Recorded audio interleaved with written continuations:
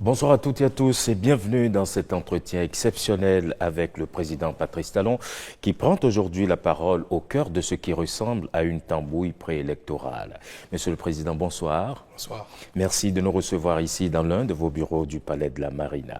Monsieur le Président, l'ambiance préélectorale, vous le savez, elle n'est pas des plus sereines, puisqu'il y a encore des partis politiques qui n'arrivent pas à satisfaire aux conditions prévues par les lois électorales. Comment appréciez-vous cette situation? Et puis, avec le recul, est-ce que la réforme du système partisan n'est pas un peu trop exigeante? Je dois vous avouer que la situation dans laquelle se trouve la dynamique électorale ne m'enchante pas du tout. Elle porte préjudice à l'image de notre pays. Mais pour autant, il n'y a pas lieu d'indexer la réforme du système partisan, encore moins le code électoral. Les infortunes qui s'observent chez les démocrates sont-elles la conséquence d'un code électoral trop contraignant ou résultent-elles d'une main cachée, en l'occurrence celle du président Talon? Comme je suis devenu le souffre-douleur du président Boni et le bouc émissaire idéal pour tout ce qui ne va pas chez les démocrates, que puis-je dire pour ne pas être condamné? Je suis le coupable idéal. Mais avant d'aller à l'échafaud, je vais vous dire à vous toute la vérité.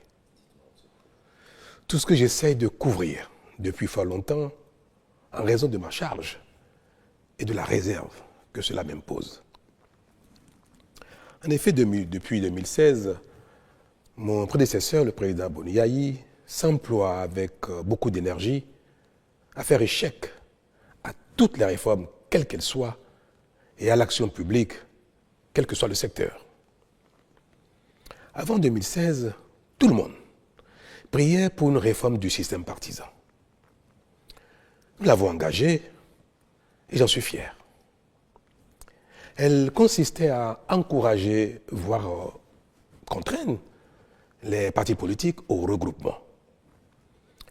La FCBE, qui était à l'entame de la réforme, je crois le parti le plus grand de la centaine de petits partis que comptait le Bénin, avait l'opportunité d'absorber un grand nombre de ces petits partis et de devenir un grand parti d'envergure nationale, pour peu qu'elle en ait la volonté. Mais comme c'est une réforme engagée par Patrice Talon, pas question.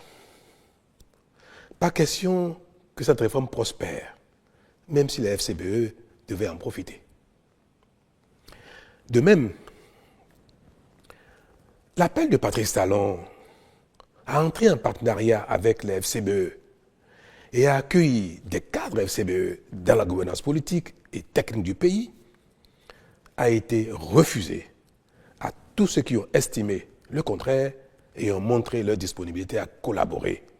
Tout cela ont été bannis. Cette volonté du régime de la rupture d'associer toutes les compétences et bonnes volontés, quel que soit leur bord politique, à la construction du pays, s'est manifestée très tôt, et ce, dès la formation du premier gouvernement. C'est dans cette perspective d'ailleurs que M. Jean-Claude Oussou, membre du staff de campagne de Lionel Zissou, a été appelé au gouvernement en qualité de ministre de l'Énergie dès le lendemain de l'élection présidentielle. Beaucoup d'autres, en raison de leurs compétences techniques ou de leur leadership politique, ont été appelés pour servir le pays aux côtés de Patrice Talon, élu comme président de tous les Béninois et non comme président d'une partie des Béninois.